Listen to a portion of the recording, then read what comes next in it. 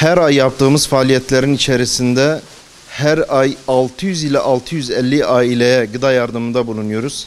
2024'ün ilk günlerinde de malum önümüzde 3 aylar vardır. 3 ayların başlaması dolayısıyla başlayacağı dolayısıyla biraz erken başladık. Bu ayda 600 ile 650 aileye gıda yardımında bulunacağız Allah'ın izniyle. Tabii malum bizim bağışçılarımızın yaptığı katkılarla vesilesiyle biz bunu yapabiliyoruz. Rabbim bağışçılarımızın hayrını kabul etsin, sayılarını da arttırsın. Bu gençlerimizden de Allah razı olsun. Gençlerimiz gönüllü olarak gelip bu faaliyetlerimiz için bize yardımcı oluyorlar. Emeği geçen herkesten Allah razı olsun, teşekkürlerimizi iletiyoruz.